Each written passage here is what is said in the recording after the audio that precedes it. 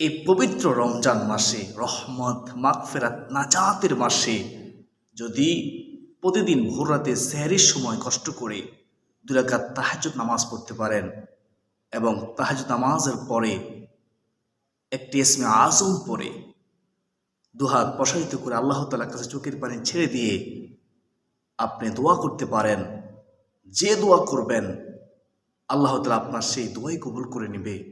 আপনাকে আল্লাহ তাআলা খালি হাতে ফিরিয়ে দিবেন না। সুবহানাল্লাহি ওয়া বিহামদিহি সুবহানাল্লাহিল আযীম। রিজিক চাইলে রিজিক দিবে, সন্তানের প্রয়োজন হলে সন্তান চাইলে সন্তান দিবে। আপনি ঋণগ্রস্ত, ঋণ থেকে মুক্তি কামনা করলে ঋণ থেকে মুক্তি দিবেন। সুবহানাল্লাহ। হতাশায় আছেন, দুশ্চিন্তায় আছেন, পেরেশানিতে আছেন, সাহায্য চান, পবিত্র রমজান মাসে সেহরির সময় 2 রাকাত তাহাজ্জুদ নামাজ পড়ে আপনার দুঃখ, কষ্ট, পেরেশানি, হতাশা, দুশ্চিন্তা আল্লাহ রাব্বুল আলামিন দূর করে দিবেন। অত্যন্ত দামি আমল। কারণ ইসমে আজম সম্পর্কে রাসূলুল্লাহ সাল্লাল্লাহু আলাইহি ওয়াসাল্লাম একজন সাহাবীকে বলেছিলেন, তুমি এখন আল্লাহ তাআলার কাছে দোয়া করো, তোমার দোয়া কবুল করা হবে, তোমাকে আল্লাহ তাআলা ফিরিয়ে দিবেন না, যা দোয়া করবে তাই কবুল করে নেবেন। অত্যন্ত দামি ইসমে আজম। আমরা সবাই জানি ইসমে আজম এমন শক্তিশালী আমল যে আমলের মাধ্যমে দোয়া করলে আল্লাহ তাআলা দোয়া ফিরিয়ে দেন না। আমার আপনার জীবনের সকল সমস্যার সমাধান হবে ইনশাআল্লাহ। আমরা তো রমজান মাসে প্রতিদিন ভোর রাতে জাগ্রত হই। সবসময় কিন্তু আমরা অন্যান্য মাসে জাগ্রত হই না, তাহাজ্জুদ নামাজ পড়তে পারি না, কিন্তু আমরা ইচ্ছা করলে রমজান মাসে প্রতিদিন ভোর রাতে উত্তম রুজু করে 2 রাকাত তাহাজ্জুদ নামাজ পড়তে পারি। আমরা কেন পড়ব না?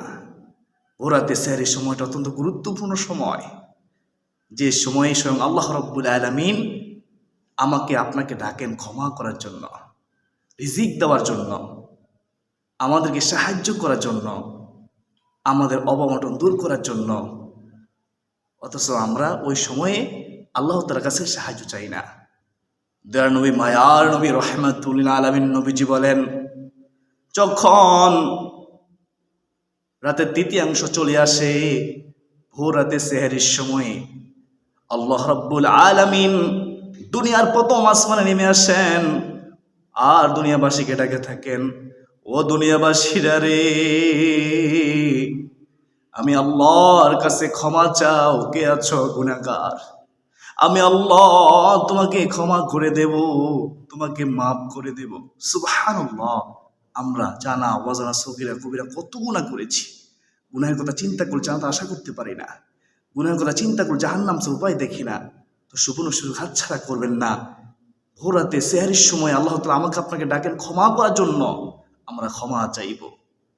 আর একটি হাদিসের মতো তো আছে, আমার নবীজি বলেন, যেই আমার উম্মত রমজান মাস পেয়েও নিজের গুনাহকে ক্ষমা করে নিতে পারলো না, আল্লাহ তাআলার কাছ থেকে ক্ষমা চেয়ে নিতে পারলো না, তার মতো হতভাগা কপাল পরায় জমিনের উপর কেউ হতে পারে না। তো আমরা কেন না আমরা পবিত্র রমজান মাসে ভোর রাতে আল্লাহ তাআলার কাছে ক্ষমা চাইব না? অবশ্যই ক্ষমা চাইব ইনশাআল্লাহ। আমার নবীজি বলেন, ভোর রাতে সেহরির সময় আল্লাহ রাব্বুল আলামিন দুনিয়ার প্রথম আসমানে নেমে এসে দুনিয়াবাসীকে ডাকতে থাকেন, কে আছো অভাবী, আমি রবের কাছে সাহায্য চাও, আমি আল্লাহর কাছে রিজিক চাও, আমি আল্লাহ তোমার অভাব দূর করে দেব, তোমার রিজিকের পথ প্রশস্ত করে দেব। সুবহানাল্লাহ। কারণ আমি আল্লাহর রাজ্জাক। সুবহানাল্লাহ। আমরা যারা অভাবে আছি, আমরা অবশ্যই পবিত্র রমজান মাসে প্রতিদিন ভোর রাতে সেহরির সময় 2 রাকাত তাহাজ্জুদ নামাজ পড়ে এই দোয়ার মাধ্যমে আল্লাহ তাআলার কাছে আমরা রিজিক চাইব, অভাব থেকে মুক্তির কামনা করব ইনশাআল্লাহ। আল্লাহ তাআলা আমাদের অভাব দূর করে দেবেন। আমার নবীজি বলেন, ভোর রাতে সেহরির সময় আল্লাহ রাব্বুল আলামিন ডাকতে থাকেন, ও দুনিয়াবাসীরা রে, কে আছো বিপদগ্রস্ত, আমি রবের কাছে সাহায্য চাও, আমি আল্লাহ তোমাদের বিপদ আপদ বালা মুসিবত দূর করে দেব। সুবহানাল্লাহ, সুবহানাল্লাহ।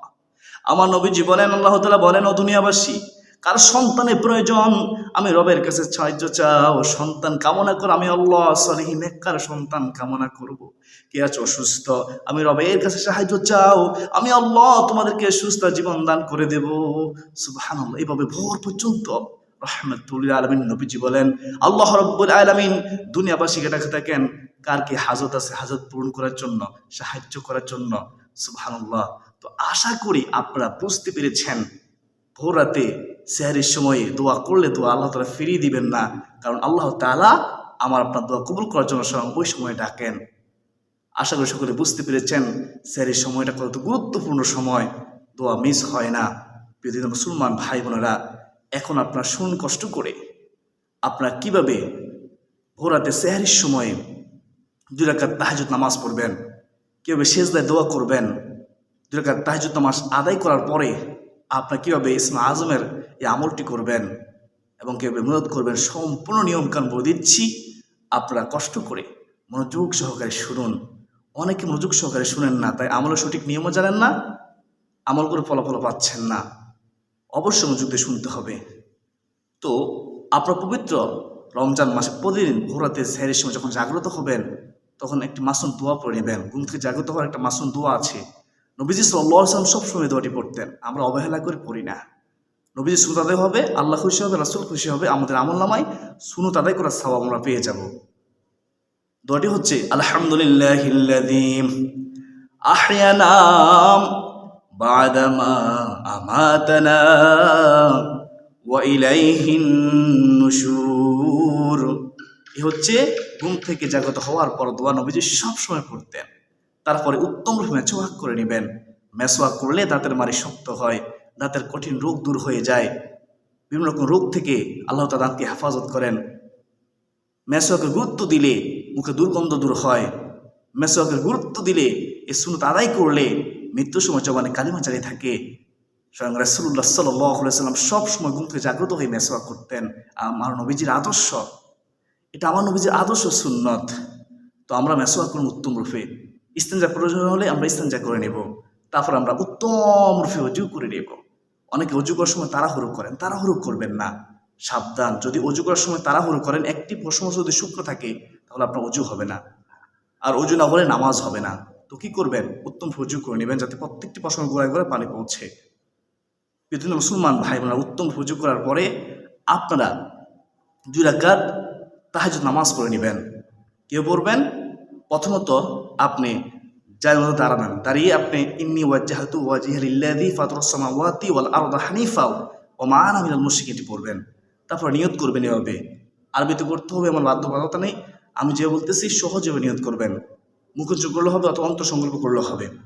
আমি আল্লাহ তাআলাকে সন্তুষ্টি করার জন্য 2 রাকাত তাহাজ্জুদ নামাজ পড়ার নিয়ত করলাম।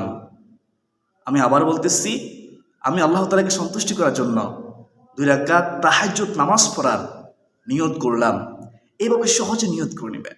নিয়ত করার পরে আপনি 2 রাকাত তাহাজ্জুদ নামাজ আদায় করে নেবেন। অন্যান্য সময় যেমন নফল নামাজ পড়েন ঠিক সেভাবেই, তবে নামাজ পড়তে হবে খুশু খুদুর সাথে, নামাজ পড়তে হবে মনোযোগ সহকারে, তাড়াহুড়ো করা যাবে না, ওয়াজিব ইচ্ছে তরক করা যাবে না, নামাজ হবে না, মনে রাখবেন।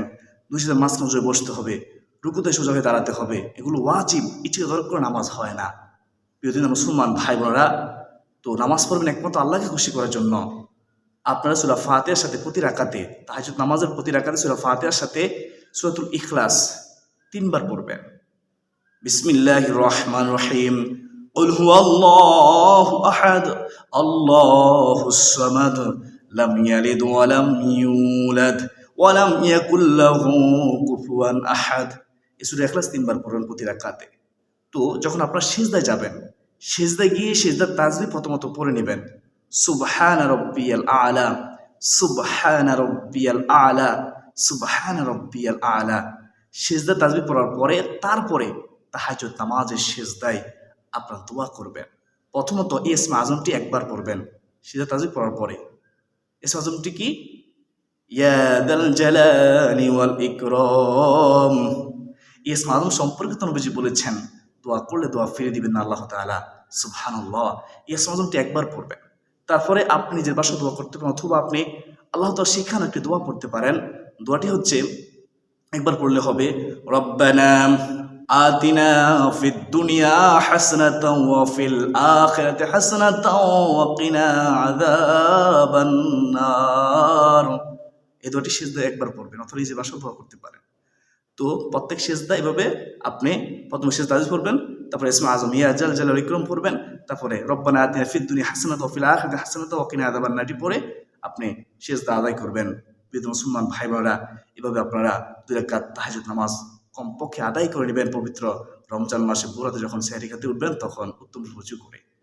তো 2 রাকাত তাহাজ্জুদ নামাজ আদায় করার পরে আপনারা 100 বার দুরূদ শরীফ পড়ে নেবেন, সাল্লাল্লাহু আলাইহি ওয়াসাল্লাম, সাল্লাল্লাহু আলাইহি ওয়াসাল্লাম, সাল্লাল্লাহু আলাইহি ওয়াসাল্লাম। এই ছোট্ট দুরূদ শরীফ পড়ে নেবেন, অথবা আপনি দুরূদ ইব্রাহিম 3 বার পড়ে নেবেন। আল্লাহুম্মা সাল্লি আলা মুহাম্মাদিন ওয়া আলা আলি মুহাম্মাদ কামা সাল্লাইতা আলা ইব্রাহিম ওয়া আলা আলি ইব্রাহিম ইন্নাকা হামিদুম মাজিদ। আল্লাহুম্মা বারিক আলা মুহাম্মাদিন ওয়া আলা আলি মুহাম্মাদ কামা বারাকতা আলা ইব্রাহিম ওয়া আলা আলি ইব্রাহিম ইন্নাকা হামিদুম মাজিদ। এ হচ্ছে শ্রেষ্ঠ দুরূদ। আমরা নামাজের শেষ বৈঠকে পড়ে থাকি তাশাহুদ পড়ার পরে এই দুরূদ ইব্রাহিমটি 1 বার অথবা 2 বার অথবা 3 বার পড়ে নেবেন। যদি এই দুটি না পড়েন তাহলে ছোট্ট দুরূদ শরীফ সাল্লাল্লাহু আলাইহি ওয়াসাল্লাম, এই ছোট্ট দুরূদ শরীফটি আপনারা 100 বার পড়বেন। আশা করি বুঝতে পেরেছেন। ছোট্ট দুরূদ শরীফটি অথবা দুরূদ ইব্রাহিম পড়ার পরে আপনারা ইসমে আজমটি, যে ইসমে আজম সম্পর্কে নবীজি বলেছেন দোয়া করা হলে দোয়া ফিরিয়ে দিবেন আল্লাহ তাআলা। এটা এমন শক্তিশালী দোয়া। আমার নবীজি সব সময় এই ইয়াজাল জালাল ইকরাম পড়ার জন্য হাদিসের মাধ্যমে উৎসাহিত করেছেন। আমার উম্মত তোমরা বেশি বেশি করে ইয়াজাল জালালি ওয়াল ইকরাম পড়ো, সুবহানাল্লাহ। আল্লাহ তাআলার গুণবাচক নাম পড়ো। আল্লাহ তাআলার গুণবাচক নামে আল্লাহ তাআলাকে ডাকলে আল্লাহ তাআলা খুশি হয়। কারণ আল্লাহ তাআলা নিজেই বলেছেন ওয়ালিল্লাহিল আসমাউল হুসনা ফাদউহু বিহা। আমার বান্দা বান্দিরা রে, তোমরা আমাকে আমার আসমাউল হুসনা নামে আমাকে ডাকো। তো আসমাউল হুসনা নামে ডাকার জন্য আল্লাহ তাআলা উৎসাহিত করেছে, আমরা আসমাউল হুসনা নামে আল্লাহ তাআলাকে ডাকবো। তো ইয়াজাল জালাল ইকরাম আমরা 10 বার পড়বো।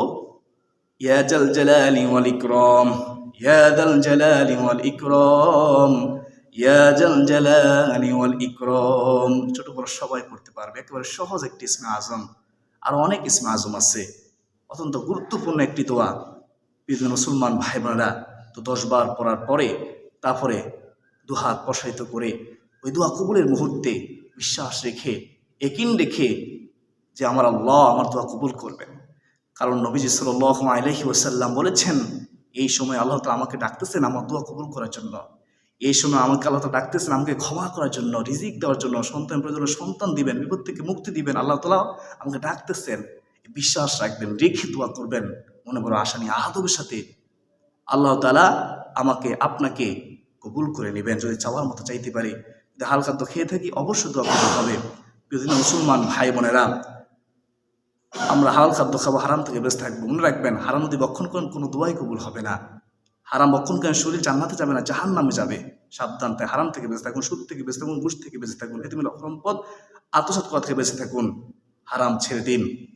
প্রিয় মুসলমান ভাই বোনেরা, তো আশা করি সকলে বুঝতে পেরেছেন কিভাবে পবিত্র রমজান মাসে প্রতিদিন ভোর রাতে সেহরি খাওয়ার সময় উঠে উত্তম রুজু করে 2 রাকাত তাহাজ্জুদ নামাজ পড়বেন। আশা করি সকলে বুঝতে পেরেছেন। এবং তাহাজ্জুদ নামাজের শেষ দিকে দোয়া করবেন, তাও বুঝতে পেরেছেন। এবং শেষে আপনারা 100 দুরূদ শরীফ পড়বেন, তারপর 10 বার ইসমে আজমটি পড়বেন, তাও বুঝতে পেরেছেন। তারপরে আপনারা দোয়া করবেন দুহাত প্রসারিত করে। আল্লাহ তাআলা আমাকে আপনাকে আমাদের সবাইকে পবিত্র রমজান মাসে প্রতিদিন ভোরাতে কষ্ট করে উঠে উত্তম রুজু করে 2 রাকাত তাহাজ্জুদ নামাজ পড়া তৌফিক দান করুন। এবং ইসমে আজমটি পড়ে আল্লাহ তাআলার কাছে চোখের পানি ছেড়ে দিয়ে সাহায্য চাওয়া তৌফিক দান করুন। সকলে বলে আল্লাহুম্মা আমিন। আল্লাহ তাআলা আমাকে আপনাকে সুস্থ শরীরে রমজানের রোজা রাখা তৌফিক দান করুন। দিনের বেলা রোজা রাখার, রাতের বেলা তারাবি নামাজ পড়া তৌফিক দান করুন। কঠিন মারাত্মক রোগ থেকে আমাদের সবাইকে হেফাজত করুন। সকলে বলি আল্লাহুম্মা আমিন ইয়া আরহামার রাহিমিন ইয়া আহকামুল হাকিমিন ইয়া রাব্বাল আলামিন।